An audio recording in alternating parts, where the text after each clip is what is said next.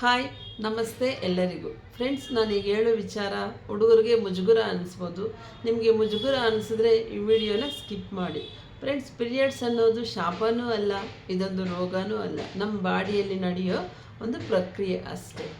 ಪ್ರತಿ ತಿಂಗಳು ಪೀರಿಯಡ್ಸ್ ಬರುತ್ತೆ, ಆದರೆ 70% ಹುಡುಗಿರು ಹೈಜೀನ್ ಮೇಂಟೈನ್ ಮಾಡಲ್ಲ. ಸೊ ಇದರಿಂದ ಇನ್ಫೆಕ್ಷನ್, UTI, ಸ್ಕಿನ್ ರ್ಯಾಶ್ ಬರೋ ಚಾನ್ಸಸ್ಸು ಜಾಸ್ತಿ ಇರುತ್ತೆ.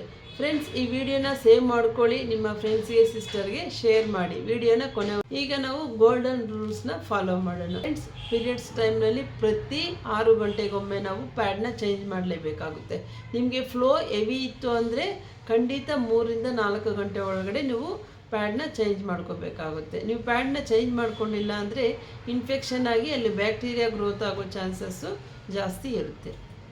ಪ್ರತಿ ಸಲ ವಾಶ್ರೂಮ್ಗೆ ಹೋದಾಗಲೂ ಸಹ ನಾವು ವಾರ್ಮ್ ವಾಟರ್, ಅಟ್ಲೀಸ್ಟ್ ಕೋಲ್ಡ್ ವಾಟ್ರಲ್ಲಿ ನಾವು ವಾಶ್ ಮಾಡ್ಕೋಬೇಕಾಗುತ್ತೆ. ಇದರಿಂದ UTI ಬರದೆ ನಾವು ಕಾಪಾಡ್ಕೋಬೋದು. ಪೀರಿಯಡ್ಸ್ ಟೈಮ್ನಲ್ಲಿ ಯೂಸ್ ಮಾಡೋ ರೈಟ್ ಪ್ರಾಡಕ್ಟ್ನ ಯೂಸ್ ಮಾಡಬೇಕಾಗುತ್ತೆ. ನೀವು ಪ್ಯಾಡ್ ಆದರೂ ಯೂಸ್ ಮಾಡ್ಕೊಳ್ಳಿ, ಕಪ್ಪಾದರೂ ಯೂಸ್ ಮಾಡಿ, ಅಥವಾ ಟೆಂಪನ್ನಾದರೂ ಯೂಸ್ ಮಾಡಿ. ಫ್ರೆಂಡ್ಸ್, ಪ್ಯಾಡ್ ಆದರೆ ಎವ್ರಿ 6 ಅವರ್ಲಿ ನೀವು ಚೇಂಜ್ ಮಾಡಲೇಬೇಕು.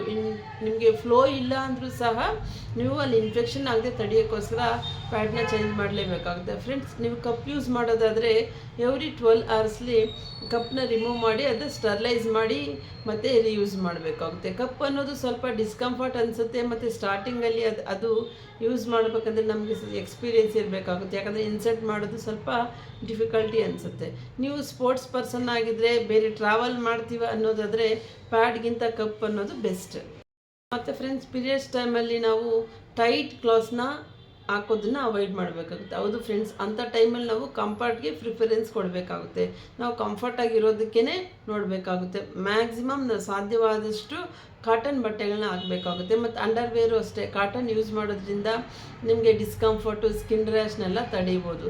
ಈ ಸಿಂಥೆಟಿಕ್ ಎಲ್ಲ ಯೂಸ್ ಮಾಡಿದ್ರೆ ಸ್ಕಿನ್ ಒಂಥರ ಇರಿಟೇಟ್ ಆಗ್ತಿರುತ್ತೆ, ನಿಮಗೆ ಒಂಥರ ಡಿಸ್ಕಂಫರ್ಟ್ ಫೀಲ್ ಆಗೋ ಚಾನ್ಸಸ್ಸು ಜಾಸ್ತಿ ಇರುತ್ತೆ. ಪೇಯ್ನ್ ಆ್ಯಂಡ್ ಡಯಟ್ ಮ್ಯಾನೇಜ್ಮೆಂಟು ಇದು ತುಂಬ ಇಂಪಾರ್ಟೆಂಟು ಫ್ರೆಂಡ್ಸ್.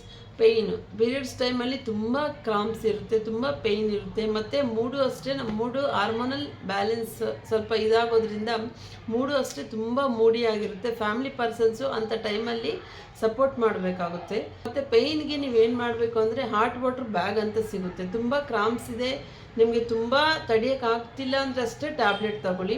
ಇಲ್ಲಾಂದರೆ ನಿಮಗೆ ಹಾಟ್ ವಾಟ್ರ್ ಬ್ಯಾಗ್ ಅಂತ ಸಿಗುತ್ತೆ, ಅದರಲ್ಲಿ ಹಾಟ್ ವಾಟ್ರ್ ತುಂಬಿಕೊಂಡು ಅಬ್ಡೋಮಿನಲ್ ಮೇಲೆ ಹಿಂಗೆ ಜಸ್ಟ್ ಹಿಂಗೆ ಇದು ಮಾಡ್ಕೋಬೇಕಾಗುತ್ತೆ. ಫ್ರೆಂಡ್, ಮೇಲೆ ರೆಸ್ಟ್ ಸಾಧ್ಯವಾದಷ್ಟು ನೀವು ಸ್ಪೋರ್ಟ್ಸ್ ಪರ್ಸನ್ ಆದರೆ ಇಲ್ಲ ಫಿಸಿಕಲ್ ಆ್ಯಕ್ಟಿವಿಟಿನ ಸ್ವಲ್ಪ ಕಡಿಮೆ ಮಾಡ್ಕೋಬೇಕಾಗುತ್ತೆ. ಹೆವಿ ಫಿಸಿಕಲ್ ಆ್ಯಕ್ಟಿವಿಟಿ ಎಲ್ಲ ಮಾಡೋಕ್ಕೆ ಹೋಗ್ಬಾರ್ದು, ಲೈಟ್ ವಾಕು ಆ ಥರ ಮಾಡ್ಕೋಬೇಕಾಗುತ್ತೆ. ಮತ್ತು ಡಯಟ್ ಫ್ರೆಂಡ್ಸ್ ತುಂಬ ಇಂಪಾರ್ಟೆಂಟು. ನೀವು ಪೀರಿಯಡ್ಸ್ ಟೈಮಲ್ಲಿ ಒಳ್ಳೆ ಹೆಲ್ದಿಯಾಗಿ ಮತ್ತು ನಿಮಗೆ ಶಕ್ತಿ ಎನರ್ಜಿ ಕೊಡೋವಂಥ ಫುಡ್ನ ತಿನ್ನೋದು ತುಂಬ ಅವಶ್ಯಕತೆ. ಅಂಥ ಟೈಮಲ್ಲಿ ನೀವು ಬಾಳೆಹಣ್ಣು ತಿನ್ನಬೇಕಾಗುತ್ತೆ. ಡಾರ್ಕ್ ಚಾಕ್ಲೇಟ್ನ ಒಂದು ತಿನ್ನಿ, ಏನಾಗಲ್ಲ ಫ್ರೆಂಡ್ಸ್. ಡಾರ್ಕ್ ಚಾಕ್ಲೇಟ್ ತಿನ್ನೋದ್ರಿಂದ ನಮ್ಮದು ಬೆಡ್ವಿಲ್ಸ್ನ ಎಕ್ಸ್ಪೆಂಡ್ ಮಾಡಿ ಸರ್ಕ್ಯುಲೇಷನ್ನ ಚೆನ್ನಾಗಿ ಮಾಡೋದ್ರಿಂದ ನಮಗೆ ಪೇಯ್ನ್ ಸ್ವಲ್ಪ ಕಡಿಮೆ ಆಗೋ ಚಾನ್ಸಸ್ಸು ಜಾಸ್ತಿ ಇರುತ್ತೆ. ಪ್ರೋಟೀನ್, ಮೊಳಕೆ ಕಾಳು ಆ ಥರದ್ದೆಲ್ಲ ತಿನ್ನಬೇಕಾಗುತ್ತೆ ಫ್ರೆಂಡ್ಸ್. ಮತ್ತು ಪೀರಿಯಡ್ಸ್ ಟೈಮಲ್ಲಿ ನಮಗೆ ಸ್ಲೀಪಿಂಗ್ ಡಿಸ್ಟರ್ಬೆನ್ಸ್ ಆಗೋ ಚಾನ್ಸಸ್ ಜಾಸ್ತಿ ಇರುತ್ತೆ, ನಿದ್ದೆ ಬರಲ್ಲ. ಸೊ ಅಂಥ ಟೈಮಲ್ಲಿ ನೀವು ಬ್ಲೂ ಲೈಟ್ಗೆ ದೂರ ಇರಬೇಕು. ಅಂದರೆ ಮೊಬೈಲ್ ನೋಡೋದನ್ನ ಅವಾಯ್ಡ್ ಮಾಡಬೇಕು. ರೂಮೆಲ್ಲ ಫುಲ್ ಡಾರ್ಕ್ ಮಾಡಿಕೊಂಡು ಕಾಮಾಗಿ ನಿದ್ದೆ ಮಾಡೋಕ್ಕೆ ಟ್ರೈ ಮಾಡಬೇಕಾಗುತ್ತೆ. ಪೀರಿಯಡ್ಸ್ ಅನ್ನೋದು ಒಬ್ಬೊಬ್ಬರಿಗೆ 28 ಡೇಸ್ ಸೈಕಲ್ ಇರುತ್ತೆ, ಒಬ್ಬರಿಗೆ 30 ಡೇಸ್ ಸೈಕಲ್ ಇರುತ್ತೆ. ಫ್ರೆಂಡ್ಸ್, ನಿಮಗೆ ಮೋರ್ ದೆನ್ 35 ಡೇಸ್ ಆದಮೇಲೂ ಪೀರಿಯಡ್ಸ್ ಆಗಲಿಲ್ಲ, ಇದೇ ನಿಮಗೆ ಕಂಟಿನ್ಯೂ ಆಗ್ತಿದೆ ಅಂದರೆ ಖಂಡಿತ ನೀವು ಡಾಕ್ಟ್ರನ್ನ ಮೀಟ್ ಆಗಲೇಬೇಕಾಗುತ್ತೆ. ಯಾಕಂದರೆ ಇತ್ತೀಚಿನ ಕಾಲದಲ್ಲಿ PCOS, PCOD ತುಂಬ ಹೆಲ್ತ್ ಕಂಡೀಷನ್ಸಿಂದ ನಮಗೆ ಪೀರಿಯಡ್ಸು ಸ್ಕಿಪ್ ಆಗೋ ಚಾನ್ಸಸ್ ಇರುತ್ತೆ. ನೀವು ಡಾಕ್ಟ್ರನ್ನ ಮೀಟ್ ಮಾಡಬೇಕಾಗುತ್ತೆ. ಪೇಯ್ನು ಅಷ್ಟೇ, ನಿಮಗೆ ಪೇಯ್ನ್ ಟಾಲ್ರೇಟ್ ಮಾಡೋಕ್ಕಾಗ್ತಿಲ್ಲ, ನನಗೆ ತುಂಬ ಪೇಯ್ನ್ ಆಗ್ತಿದೆ, ಹೆವಿ ಬ್ಲೀಡ್ ಆಗ್ತಿದೆ, ಮೋರ್ ದೆನ್ 5 ಡೇಸ್ಗಿಂತೂ ಹೆವಿ ಬ್ಲೀಡ್ ಆಗ್ತಿದೆ ಅಂದರೂ ಸಹ ನೀವು ಕಂಪಲ್ಸರಿ ಗೈನಕಾಲಜಿಸ್ಟ್ನ ಮೀಟಾಗಿ ಡಾಕ್ಟರ್ ಅಡ್ವೈಸ್ ತಗೊಳ್ಳೇಬೇಕಾಗುತ್ತೆ ಫ್ರೆಂಡ್ಸ್. ಮತ್ತು ನಾವು ಯೂಸ್ ಮಾಡಿರೋ ಪ್ಯಾಡ್ನ ಅಷ್ಟೇ ಫ್ಲಶ್ ಮಾಡಬಾರ್ದು, ಎಲ್ಲಂದರೆ ಅಲ್ಲಿ ಬಿಸಾಕಬಾರ್ದು. ಒಂದು ನ್ಯೂಸ್ ಪೇಪರಲ್ಲಿ ಇಟ್ಟು ನೀಟಾಗಿ ಮಡಚಿ ಅದನ್ನ ಡಿಸ್ಕಾರ್ಡ್ ಮಾಡಬೇಕಾಗುತ್ತೆ.